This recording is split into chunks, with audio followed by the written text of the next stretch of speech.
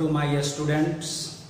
I am your teacher P.K. Tiwari and you watching P.K. Tiwari Chemistry Classes. आज हम लोग isomerism का lecture 5 पढ़ेंगे। इसके पहले जो हम लोग स्टडी कर रहे थे उस स्टडी में क्या हो रहा था, तो अल्काइल ग्रुप्स का स्टडी हो रहा था। कितने तरह के अल्काइल ग्रुप्स होते हैं, अल्काइल का नाम कैसे लिखा जाता है, अल्काइल होता क्या है, ये सभी बातें वहां पर हो रही थी। आज हम लोग स्पेशल टॉपिक पढ़ने जा रहे हैं, एप्लीकेशन ऑफ अल्काइल ग्रुप्स। बहुत इंपॉर्टेंट टॉपिक है और आज हम लोग एनसीईआरटी का बहुत सारा इंपॉर्टेंट क्वेश्चन भी बनाएंगे। तो आप एनसीईआरटी बुक्स जो है वह अपने साथ में रखेंगे। ऑर्गेनिक केमिस्ट्री का जो सेकंड पार्ट है 12th क्लास का, वह आप लेकर रखेंगे। तो शुरू करते हैं एप्लीकेशन ऑफ अल्काइल ग्रुप्स। ध्यान दीजिए,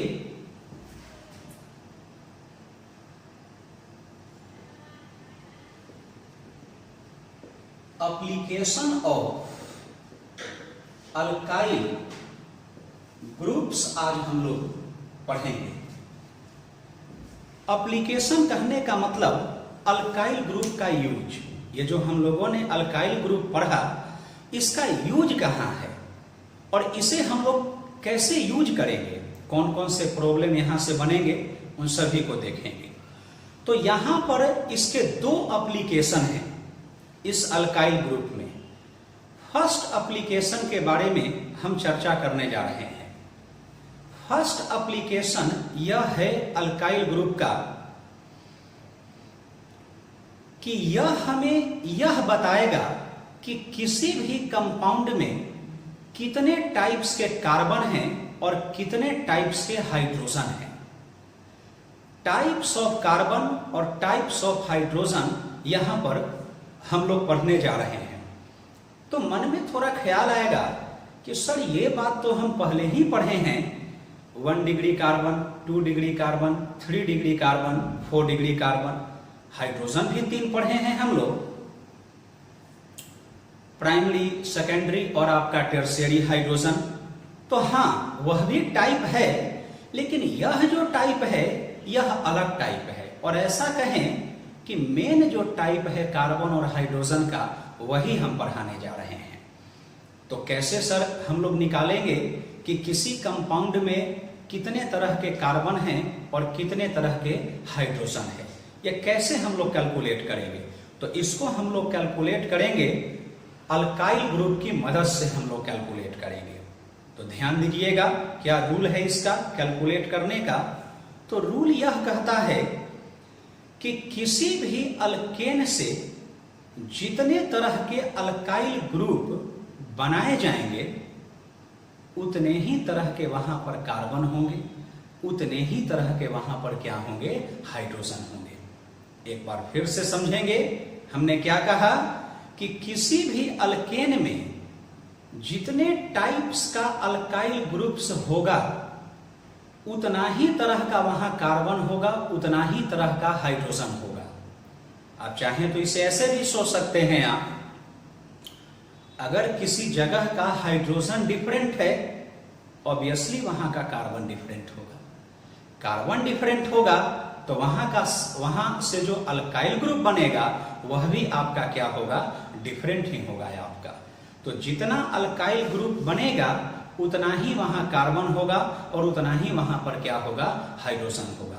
तो ध्यान दीजिएगा, इस पॉइंट को हम लोग समझेंगे। तो यहां पर ये जो फर्स्ट पॉइंट है, कहता है कि it is used to determine types of carbon and H atoms. H atoms का यहां से टाइप होगा। तो एक एग्जाम्पल यहां पर देखें आप, क्या यहां पर एग्जाम्पल है, जैसे मान लें कि यहां पर यह CH3 है और यह आपका CH2CH3 है, इसे हम आइसोपेंटेन कहते हैं। अब अगर आपसे कोई पूछे कि इसमें कितने तरह के कार्बन हैं और कितने तरह के हाइड्रोजन हैं, तो सबसे पहले तो आप इसका अल्काइल ग्रुप बनाना सीख जाएं कि कितने तरह के अल्काइल ग्रुप्स हैं। तो जैसे देखिए, अल्काइल यहां से बनेगा, यहां से बनेगा, यहां से और यहां से भी बनेगा, लेकिन यह काउंट नहीं होगा। यानी यहां पर जो अल्काइल्स जो बनेगा उसका जो वैल्यू होगा वह 4 होगा। तो आपको बता दें कि यहां पर जो टाइप्स ऑफ कार्बन होगा, कार्बन कितने तरह का होगा, तो कार्बन का भी जो टाइप होगा वह क्या होगा, 4 ही होगा। और हाइड्रोजन का भी जो टाइप होगा वह भी क्या होगा आपका, 4 ही होगा आपका। तो एक बार ध्यान से और देख लें आप, यहां पर क्या बताया जा रहा है। यहां कहा यह जा रहा है कि किसी भी कंपाउंड में जितने तरह के अल्काइल ग्रुप्स होंगे उतना ही तरह का कार्बन होगा और उतना ही तरह का क्या होगा, हाइड्रोजन होगा। क्यों? क्योंकि अल्काइल बनता है हाइड्रोजन के हटाने से। अगर हाइड्रोजन डिफरेंट है तो अल्काइल भी डिफरेंट होगा, और अगर हाइड्रोजन डिफरेंट है तो ऑब्वियसली वहां का कार्बन भी क्या होगा, डिफरेंट ही होगा। इसीलिए अल्काइल ग्रुप्स जितना कार्बन होगा और उतना ही आपका हाइड्रोजन होगा आपका। तो इस बात को आप समझेंगे कि अल्काइल ग्रुप्स जितना तरह का होगा उतना ही तरह का कार्बन होगा और उतना ही तरह का क्या होगा, हाइड्रोजन होगा आपका। यानी आप चाहें तो लिख भी सकते हैं कि types of alkyl groups equal two types of carbon atoms equal two types of hydrogen atoms, आप यह लिख सकते हैं। लेकिन अब यहां पर एक प्रॉब्लम है। प्रॉब्लम क्या है कि अगर कार्बन जो है आपका 4 डिग्री आ गया, अगर कार्बन वहां 4 डिग्री आ गया, तब यहां पर एक प्रॉब्लम आपका क्या होगा कि 4 डिग्री कार्बन पर हाइड्रोजन नहीं होता है। जब वहां हाइड्रोजन नहीं होगा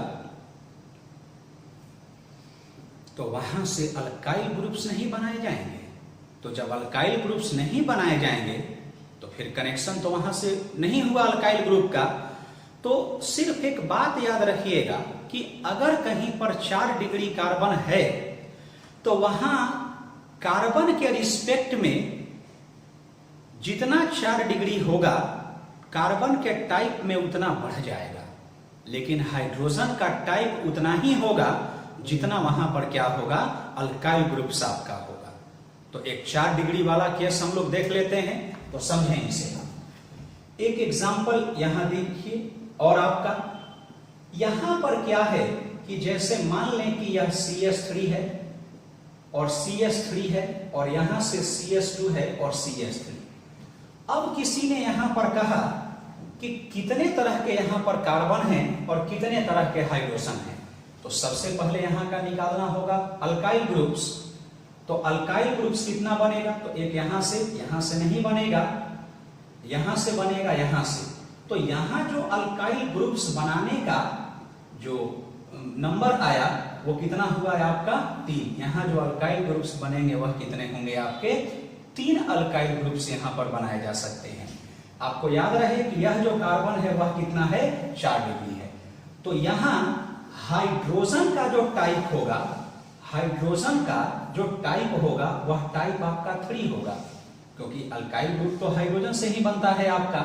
लेकिन जो कार्बन का जो टाइप होगा वो 3 तो होगा ही, और साथ में 4 डिग्री कार्बन आपका 1 है, तो वह 4 डिग्री कार्बन यहां पर बढ़ जाएगा, यानी टोटल कार्बन यहां पर हो जाएगा कितना, 4 आपका।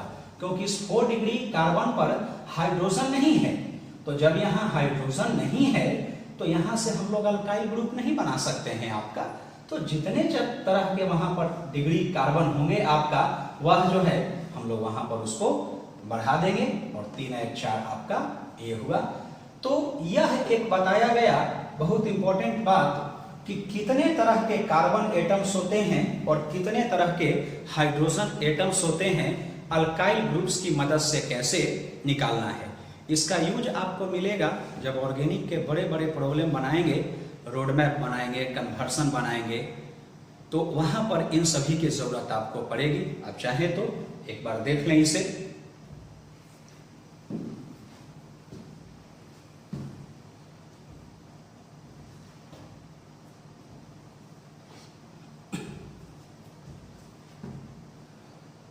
ध्यान दीजिएगा।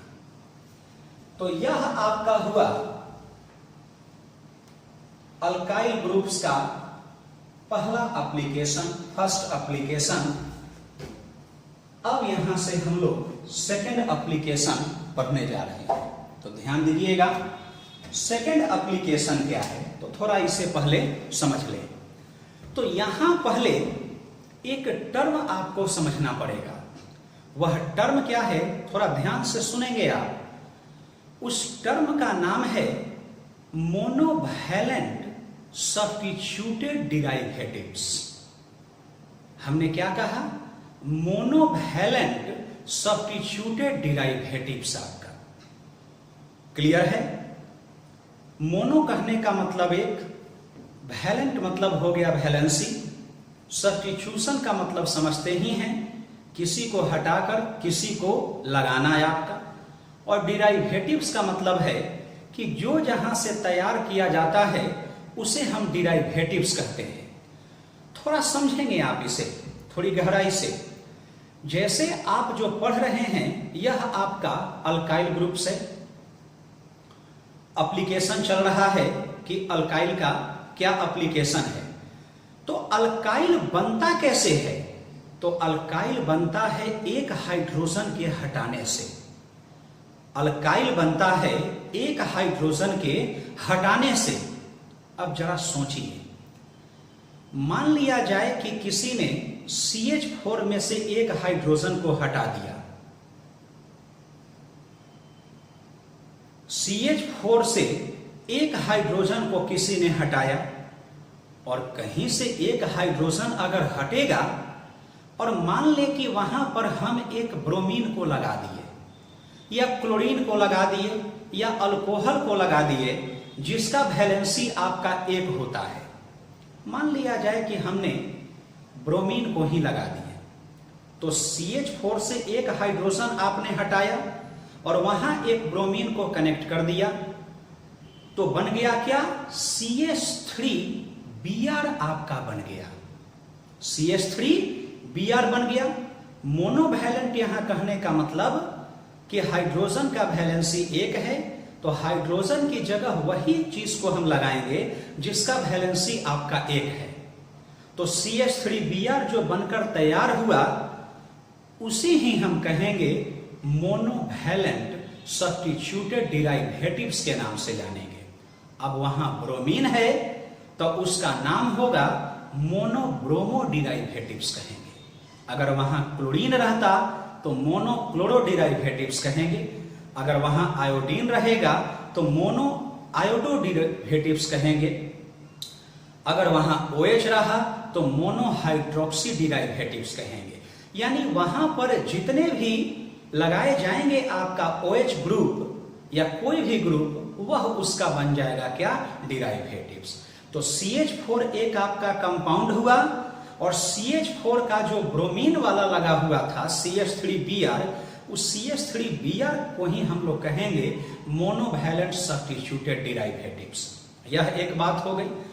अब यही पूछता है कि कितने तरह के CH3Br बनाए जा सकते हैं। कॉमन सेंस की बात है, ध्यान दीजिएगा, बहुत इंपॉर्टेंट टॉपिक चल रहा है आपका।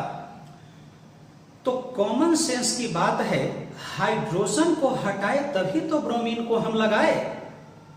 तो कॉमन सेंस की बात है, यहां जितना अल्काइल ग्रुप्स बनेगा, क्योंकि अल्काइल ग्रुप बनता है कैसे, हाइड्रोजन के हटाने से, तो जितना अल्काइल ग्रुप बनेगा उतने ही तरह के ना वह होगा डेरिवेटिव्स, उतने ही टाइप्स के होंगे क्या, वह डेरिवेटिव्स होंगे आपका। जहां जहां से आप हाइड्रोजन हटा सकते हैं वहां वहां हम ब्रोमीन को क्या है, लगा सकते हैं आपका। समझ रहे हैं? तो ध्यान दीजिएगा इन सभी बातों पर। तो सेकंड पॉइंट है, यहां कहता है it is used to determine types of monovalent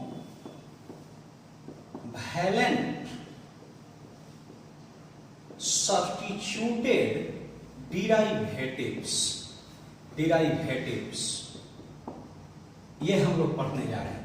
अब इस मोनोवैलेंट सब्स्टिट्यूटेड डेरिवेटिव्स का हम लोग यहां चाहें तो शॉर्ट में नाम भी रख दें, तो MSD रख देते हैं, MS और आपका D रख देते हैं। कितने बनेंगे तो पहले यहां समझ लें आप इसको। अब एक एग्जांपल हम यहां पर लेते हैं कि जैसे मान लें कि यहां से आपका अल्केन है, यह आपका अल्केन है, अल्केन की जगह कुछ भी हो सकता है, सिंपल अल्केन लिए हैं। यहां से आप एक हाइड्रोजन को हटा दें और यहां पर एक आप चाहें तो ब्रोमीन को आप ऐड कर दें, तो इसे हम रिमूव कर रहे हैं यहां से और इसे हम यहां ऐड कर रहे हैं, तो क्या बनेगा, तो यह बना हमारा RBR। इसे ही हम कहेंगे MSD आपका, इसे ही कहेंगे मोनो सब्स्टिट्यूटेड डेरिवेटिव्स, या चाहे तो इसका पूरा नाम आप लिख सकते हैं, इसे हम लोग कहेंगे मोनो ब्रोमो डेरिवेटिव्स के नाम से इसे हम जानेंगे, इसे याद रखेंगे, मोनो ब्रोमो डेरिवेटिव्स इसे हम कहेंगे। और यही टाइप आपका पूछता है कि यह कितने टाइप का बनेगा, तो इसका क्या हुआ रूल, तो पहले बताया गया है कि टाइप्स ऑफ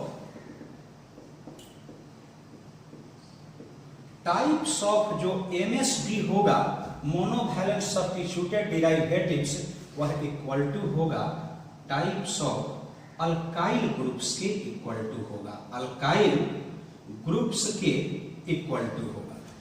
जितना तरह का अल्काइल ग्रुप्स होगा उतने ही तरह का कैसा होगा, मोनोवैलेंट सब्स्टिट्यूटेड डेरिवेटिव्स होगा आपका।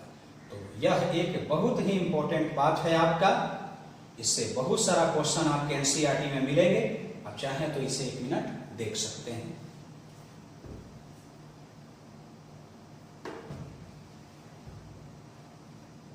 ध्यान दीजिएगा, यह हुआ आपका सेकंड एप्लीकेशन। अब यहीं से बहुत सारा क्वेश्चन है आपका, है ना, यह कैसे पूछेगा यह आपको समझना है। तो यह जैसा कि आपको पता है कि आइसोमेरिज्म हम लोग पढ़ रहे हैं, तो इसका संबंध आइसोमर्स के भी साथ है आपका, तो ध्यान दीजिएगा। अब यहां से एक क्वेश्चन आपको हम दे रहे हैं, तो क्वेश्चन यह है कि हाउ, ध्यान दीजिए, यह एनसीईआरटी की बुक है हेलो अल्केन्स और hello aliens chapter 12th class का। इसमें क्वेश्चन नंबर आपका 6, क्वेश्चन नंबर 6, इस क्वेश्चन को हम लोग देखेंगे। जैसा कि पहले यह बता दें आपको कि इसी क्वेश्चन को ऐसे पूछा जा सकता है, how many types of monobromo derivatives can be formed from C4H9Br। और इसी क्वेश्चन को सिंपल तरीके से एक लाइन में पूछा गया है आपका, right the isomers of the compound having molecular formula C4H9Br आपका। तो ध्यान देंगे इस क्वेश्चन को भी आप लिखें, आप चाहें तो इसे आप ऐसे भी लिख सकते हैं, राइट द आइसोमर्स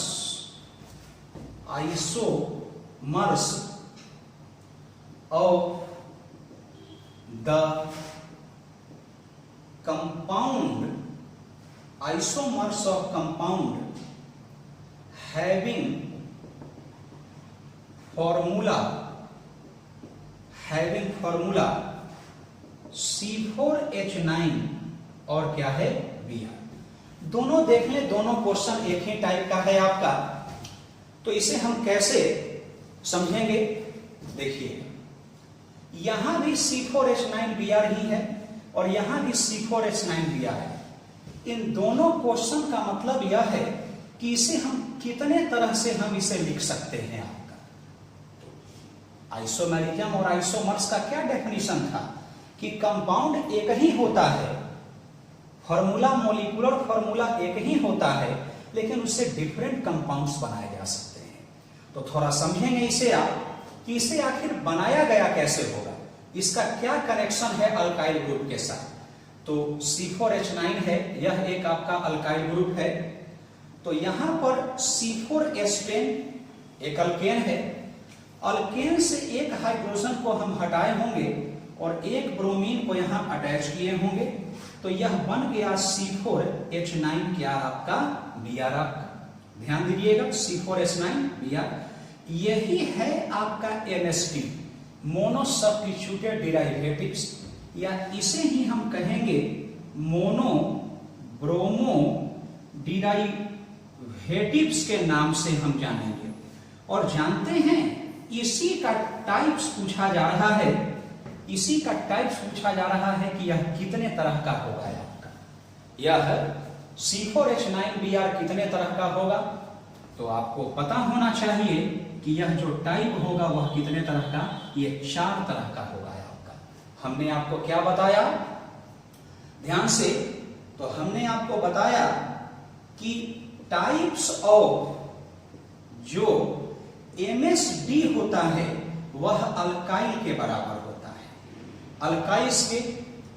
अल्काइल्स ग्रुप के इक्वल टू। और जैसा कि आपको पता है कि C4H10 में 2 अल्केन होते हैं, एक होता है आपका क्या नॉर्मल ब्यूटेन और एक होता है आपका आइसोब्यूटेन, एक होता है क्या आइसोब्यूटेन आपका होता है। ध्यान से, तो यहां से जो अल्काइल ग्रुप बनेगा यह 2 होगा और यहां से भी जो अल्काइल ग्रुप बनेगा वह कितना होगा आपका 2 होगा आपका, 2 अल्काइल ग्रुप यहां पर होगा। तो ध्यान दीजिएगा, तो 2 अल्काइल कहने का मतलब कि 2 जगह पर हम ब्रोमीन लगा सकते हैं। तो यहां से कौन कौन होगा, तो एक ब्रोमीन यहां होगा CH2 CH2 और CH3, और दूसरा जो होगा वह आपका यहां होगा, यह CH2 है और यहां CH3। इसी तरह से यहां अगर हम देखते हैं तो CH3 है और एक हम ब्रोमीन को बीच में लगाएंगे, ये CH3, और एक ब्रोमीन हमारा यहां लगेगा किनारे पे। तो देख रहे हैं, तो 2 और 2, यहां से C4H9 का जो वैल्यू होगा वह कितने तरह का होगा आपका 4 टाइप का होगा। इसी तरह से बहुत सारे क्वेश्चंस हैं, इसे देख लें एक बार आप। पूछा जा रहा है कि C4H9Br से कितने डिराइवेटिव्स बनाए जा सकते हैं या कितने तरह के आइसोमर्स बनाए जा सकते हैं। तो सबसे पहले यह समझना होगा कि C4H9Br बना कहां से, तो यह बना है C4H10 से एक हाइड्रोजन हटाया गया होगा और उसमें एक ब्रोमीन को हम ऐड किए होंगे, और ये इसी को हम MSD कहते हैं, मोनोवैलेंट सब्स्टिट्यूटेड डेरिवेटिव्स। या एक ब्रोमीन लग गया तो मोनोब्रोमो डेरिवेटिव्स कहें। यह कितने टाइप का होगा, तो यह 4 तरह का होगा। क्यों 4 तरह का होगा, क्योंकि हमने ये बताया है, पढ़े हैं कि जितने तरह के डेरिवेटिव्स होंगे उतने ही तरह के क्या होते हैं अल्काइल, जितने तरह के अल्काइल होंगे उतने ही तरह के क्या होंगे डेरिवेटिव्स। तो अब आपको यह जानना होगा कि ये C4H10 का कितना अल्काइल ग्रुप बनाया जा सकता है। क्वेश्चन आसान नहीं है, बहुत अच्छा क्वेश्चन है। तो C4H10 से पहले 2 कंपाउंड बनाया जाता है, ध्यान में रहे, नॉर्मल ब्यूटेन और आइसोब्यूटेन। और नॉर्मल ब्यूटेन से 2 अल्काइल बनेगा और आइसोब्यूटेन से 2 अल्काइल बनेगा। और उसी दोनों अल्काइल की जगह ब्रोमीन लगेगा तो एक यह होगा। ऐसे इसका नाम भी है, आप चाहें तो लिख सकते हैं। इसे हम नॉर्मल ब्यूटाइल ब्रोमाइड कहेंगे, इसे हम सेकेंडरी ब्यूटाइल ब्रोमाइड कहेंगे, इसे हम TERT टर्ट ब्यूटाइल ब्रोमाइड कहेंगे, और इसे हम आइसोब्यूटाइल ब्रोमाइड कहेंगे। यानी कि इसका जो आंसर होगा वो 4 होगा, और वो चारों है कहां, तो यही आपका आंसर है, 1 2 3 और आपका ये 4। इसे आप नोट कर लें। स्क्रीनशॉट लेना चाहते हैं तो वह ले आप।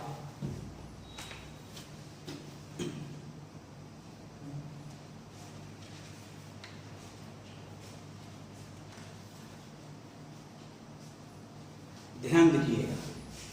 अब यह जो बताया गया ये हेलो अल्केन्स और हेलो एरियंस का है, तो आपको हम बता दें यह क्वेश्चन, एक और क्वेश्चन ऐसे देखना होगा। ऐसे है तो बहुत सारा क्वेश्चन, इसमें एक क्वेश्चन और देखेंगे हम लोग।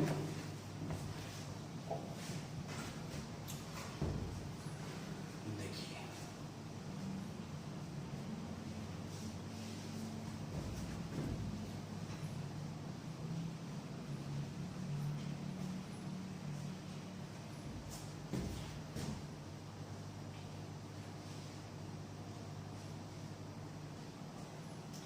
ध्यान दीजिएगा। अब यहां से एक और है क्वेश्चन, उसको करवाते हैं। देखिए मेरे में तो पेज नंबर 289 है, और यह भी एक बहुत बेहतरीन क्वेश्चन है आपका। ध्यान दीजिएगा। इसमें कहा क्या जा रहा है, इस क्वेश्चन में थोड़ा समझेंगे इसे आप। कह रहा है कि among the isomeric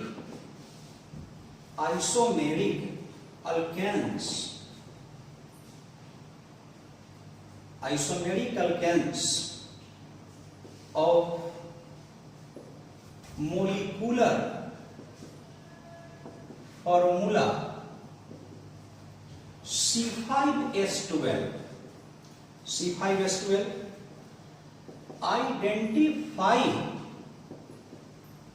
identify the one that on photochlorination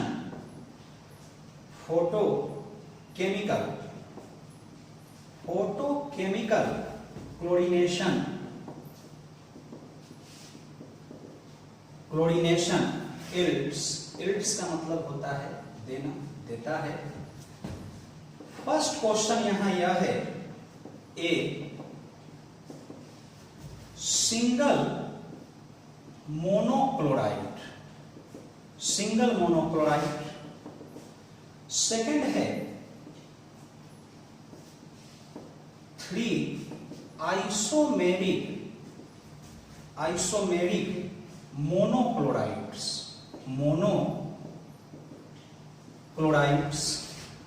और तीसरा है 4 आइसोमेरिक मोनोक्लोराइड्स।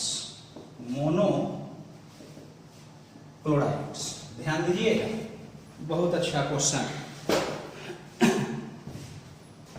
इंपॉर्टेंट, समझेंगे इसे। एक क्वेश्चन यहां दिया गया है, और आप चाहें तो आप इसे गेसिंग में ले भी सकते हैं, यह आएगा आपके एग्जाम में। एक क्वेश्चन है, ध्यान दें, और इसका कनेक्शन है आइसोमेरिज्म और अल्काइल ग्रुप। कहा जा रहा है कि एक अल्केन है जिसका फॉर्मूला है C5H12, और उससे जब क्लोरीन को रिएक्शन करवाया जा रहा है, यहां पर एक शब्द का यूज किया गया है फोटोकेमिकल क्लोरीनेशन। फोटो तो समझ ही रहे हैं, लाइट के प्रेजेंस में रिएक्शन हो रहा है। तो अभी इन सब बातों पर ध्यान नहीं देना है, क्योंकि अभी हम रिएक्शन नहीं पढ़ा रहे हैं, यह आइसोमेरिज्म चल रहा है। तो शब्द आप समझ लें, फोटोकेमिकल क्लोरीनेशन, यानी C5H12 क्लोरीन के साथ रिएक्शन कर रहा है लाइट के प्रेजेंस में। आप नहीं पढ़े हैं 10th में, फोटोसिंथेसिस रिएक्शन, प्रकाश संश्लेषण की क्रिया है आपका, तो वही रिएक्शन का चर्चा हो रहा है।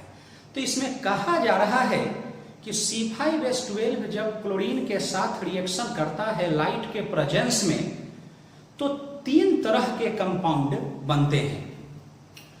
3 तरह के कंपाउंड बनते हैं। एक ऐसा है जो सिंगल मोनोक्लोराइड है, यानी वो सिर्फ एक ही टाइप है। अब बातों को समझ रहे हैं? यह आपको क्या दे रहा है? तो यह जो यहां दे रहा है, ये तीनों एल्स देता है, यही डिराइवेटिव्स है। कहता है कि C5H12 का वह स्ट्रक्चर लिखें जो एक ही तरह का मोनोक्लोरो देता हो। मोनोक्लोरो डिराइवेटिव्स जो एक ही टाइप का है, ध्यान से। फिर कहता है कि C5H12 का वह स्ट्रक्चर लिखें जो 3 तरह का मोनोक्लोरो हमें देता है। C5H12 का वह स्ट्रक्चर लिखें जो हमें 4 तरह का मोनोक्लोरो डिराइवेटिव्स देता है। तो कॉमन सेंस की बात है, यहां एक हाइड्रोजन हटेगा तभी तो एक क्लोरीन उसमें जाकर क्या है, लगेगा, उसमें अटैच होगा। तो जितने तरह के अल्काइल ग्रुप्स होंगे उतने ही तरह के बनेगा क्या है आपका मोनोक्लोरो, आपका डिराइवेटिव्स आपका बनेगा। तो बात को यहां समझेंगे आप, देखिएगा। तो क्या है, एक इसका रोड मैप बनाते हैं। तो यहां यह C5H12 है, यहां से C5H12, यहां से एक हाइड्रोजन हटाइए और एक क्लोरीन दिया जा रहा है। आप चाहें तो थोड़ा ढंग से भी रिएक्शन लिख सकते हैं, जैसे Cl2 और लाइट हम दे देते हैं। एक इसमें से हटेगा, C5H11 हो जाएगा और यहां पर आकर लगेगा यह आपका क्लोरीन। आप देखिए तो आपने क्या किया है, एक हाइड्रोजन हम यहां से हटाए हैं और एक क्लोरीन यहां लगा दिए हैं, और इसे ही हम लोग कहेंगे MsD आपका, है ना। आप चाहें तो इसे यह भी लिख सकते हैं मोनोक्लोरो डिराइवेटिव्स, मोनोक्लोरो डिराइवेटिव्स, इसे हम मोनोक्लोरो डिराइवेटिव्स। अब यही कह रहा है कि अगर ये सिर्फ एक टाइप का है, अगर बहुत ध्यान से, अगर ये सिर्फ एक ही टाइप का है तो इसका स्ट्रक्चर हमें बताओ क्या होगा। अगर यह 3 तरह का बन रहा है तो इसका स्ट्रक्चर हमें बताओ। अगर ये 4 तरह का है ये, तो बताओ कि ये इसका स्ट्रक्चर क्या है। तो इसी का स्ट्रक्चर्स यहां पर पूछा जा रहा है, स्ट्रक्चर्स पूछा जा रहा है। तो कैसे होगा, तो फिर वही बात, तो कहता है कि टाइप्स ऑफ MsD जो होगा वह अल्काइल के क्या होगा, इक्वल टू होगा, वह अल्काइल के बराबर होगा। तो जैसा कि पता है आपको कि C5H12 है, C5H12 यहां से। अब इसका 3 स्ट्रक्चर होता है। एक को हम कहते हैं नॉर्मल पेंटेन के नाम से जाना जाएगा, एक नॉर्मल पेंटेन के नाम से। एक जो स्ट्रक्चर होगा वह आइसोपेंटेन के नाम से जाना जाएगा, आइसोपेंटेन, यह आइसोपेंटेन। और एक जो होगा उसे हम कहेंगे नियोपेंटेन आपका। थोड़ा ध्यान दीजिए। अब आइए अल्काइल ग्रुप्स के ऊपर, अल्काइल ग्रुप्स के ऊपर। तो बताइए इससे कितना अल्काइल बनाया जा सकता है, समझ में आ रहा है? 1, 2 और 3, यहां से और यहां से अल्काइल नहीं बनेगा। यहां से जो अल्काइल बनेगा वो 3 होगा, यानी इसमें 3 जगह पर क्लोरीन हम लगा सकते हैं। यहां लगा सकते हैं, यहां लगा सकते हैं और यहां लगा सकते हैं। तो 3 आइसोमेरिक मोनोक्लोराइड वह हमें देगा, यानी यह दूसरा का आंसर है, यानी कि यह सेकंड कंपाउंड है आपका, यह आपका सेकंड कंपाउंड है। समझ रहे हैं हमारी बात को? अब आगे इससे कितना अल्काइल ग्रुप्स बनाया जा सकता है, तो 1, 2, 3 और क्या होगा 4 बनाया जा सकता है। तो यहां से जो अल्काइल ग्रुप्स बन रहा है यह बन रहा है 4।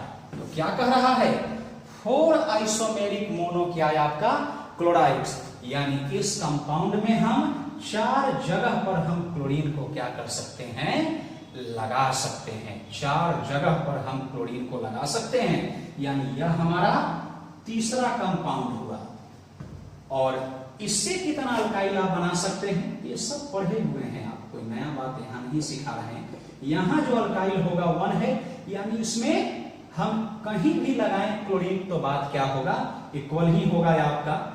तो यहां पर ये फर्स्ट का आंसर हुआ, यानी C5H12 का स्ट्रक्चर पूछा जा रहा था।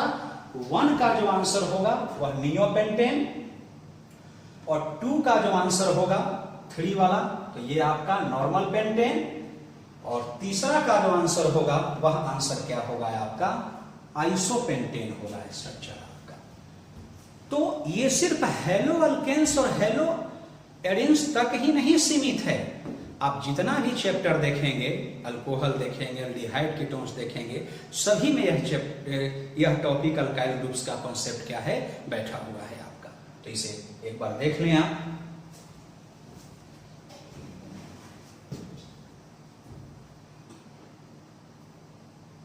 अभी इस पर ध्यान नहीं देना है कि Cl2 लाइट क्या हो रहा है, यह रिएजेंट है, यह रिएक्टेंट है और यह प्रोडक्ट है।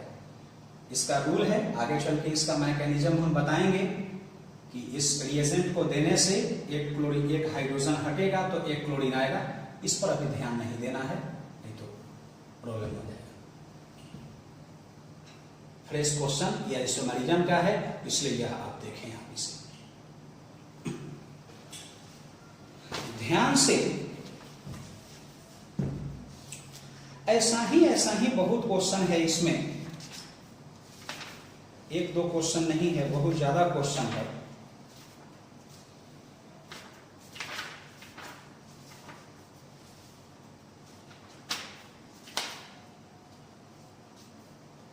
समझ रहे हैं?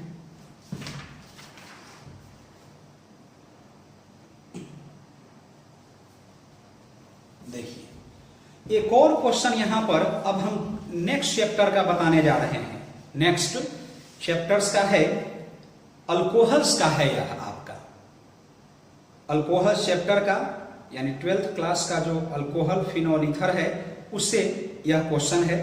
क्वेश्चन नंबर 11.3 है आपका, उसमें 2 क्वेश्चन है। फर्स्ट क्वेश्चन के बारे में हम चर्चा करने जा रहे हैं, देखेंगे आप, ध्यान देना है।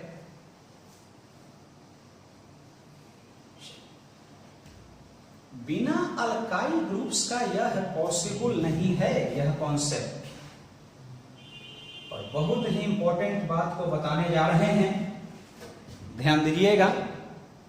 देखिए अब यह चैप्टर अल्कोहल ग्रुप्स का, अल्कोहल का है आपका। नेक्स्ट चैप्टर में हम लोग आ गए हैं। तो जैसा कि बताया गया था पहले के स्मॉल वीडियो में कि ऑर्गेनिक को हम कैसे पढ़ाएंगे और एनसीईआरटी को हम स्ट्रिक्टली फॉलो करेंगे। क्वेश्चन है आपका एनसीईआरटी का ही है, देखें इसे।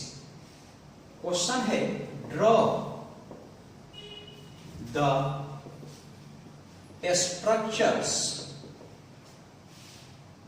structures of all isomeric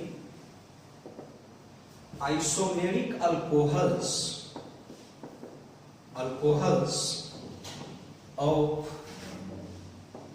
molecular formula C5H12O। देखो ध्यान से,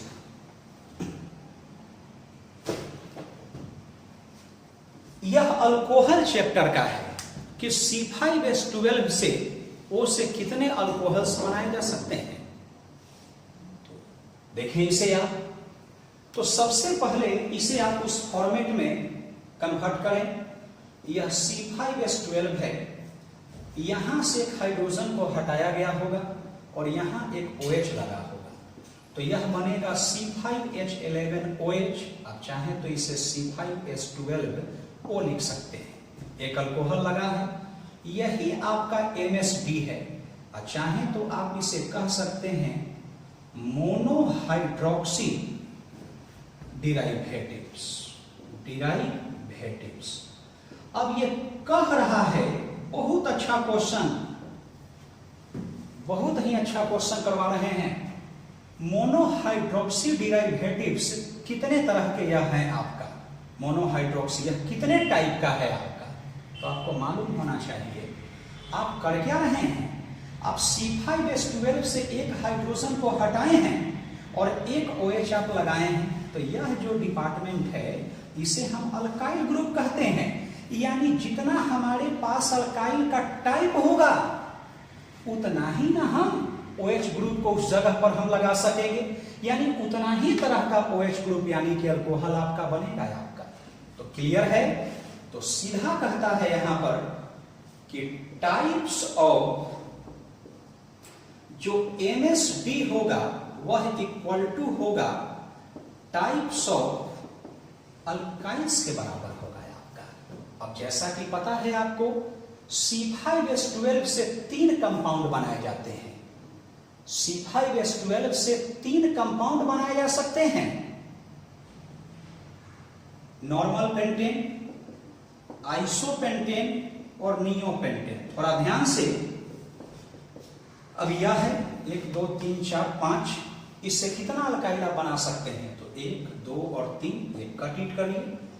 यहां से जो आप अल्काइल बना सकते हैं वह 3 बना सकते हैं, यानी हम OH ग्रुप को कितने जगह पर लगा सकते हैं? 3 जगह पर।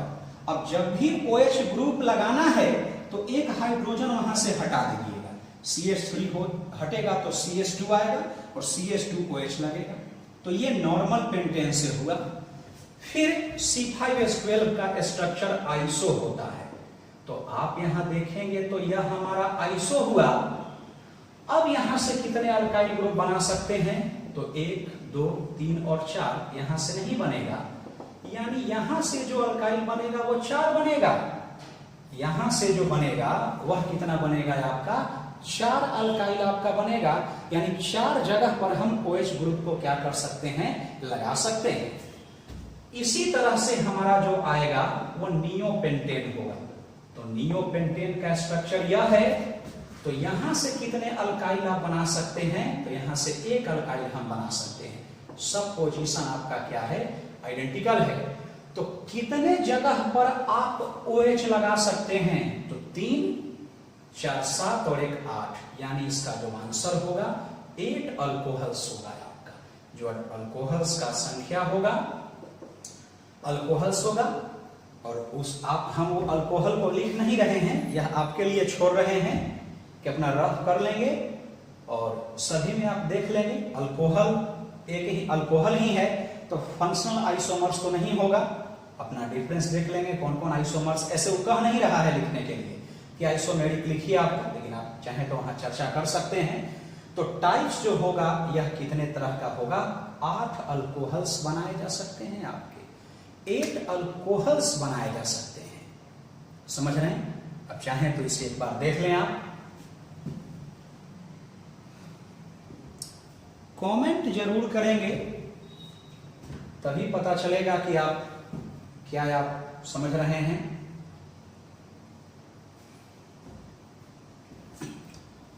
अब कुछ बच्चे ऐसे भी हैं जो कहे कि सर हमें कोई नोटिफिकेशन पता नहीं चला कि आप स्टार्ट किए हैं कि नहीं। तो जो लोग जान रहे हैं इस बात को वो बताया करें, शेयर किया करें, लाइक करें, कमेंट करें, सब्सक्राइब करें। सब एक दूसरे जगह पर जो है कि फैले वो, ताकि जो बच्चे हैं उनको मिल सके। ध्यान दीजिएगा।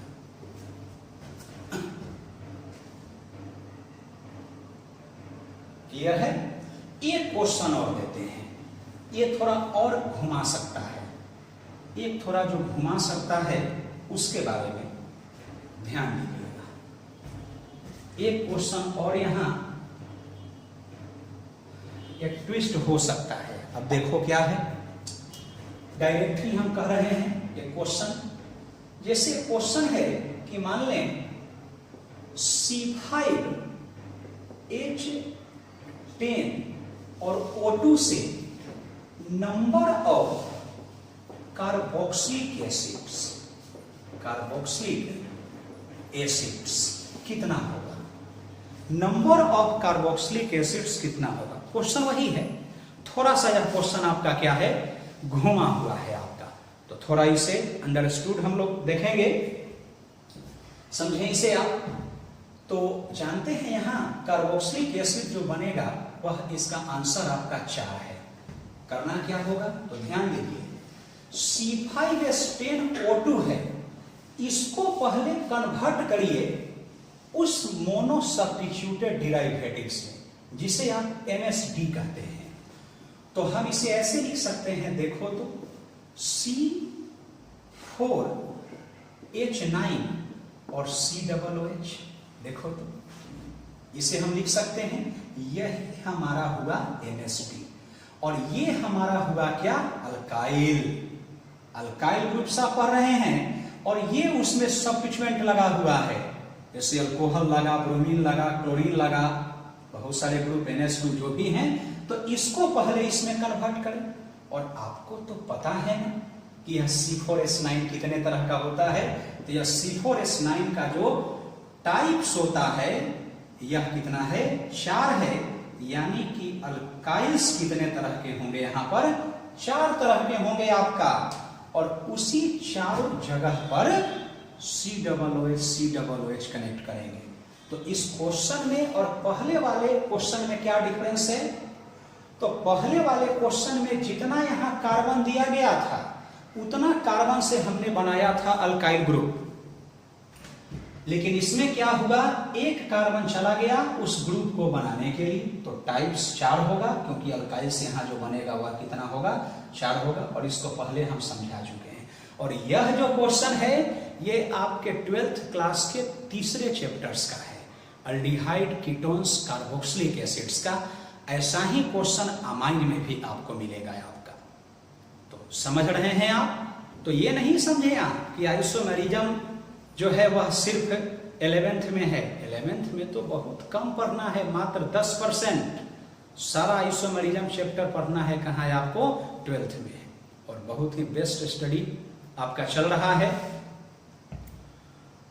तो यह अल्काइल ग्रुप्स का कंप्लीट टॉपिक खत्म हुआ है आपका। अब इसके बाद जो हम लोग टॉपिक पढ़ने वाले हैं वो भी कम टॉपिक नहीं है, बहुत important, very very important topic है, और उस टॉपिक का नाम है अनसैचुरेशन फैक्टर।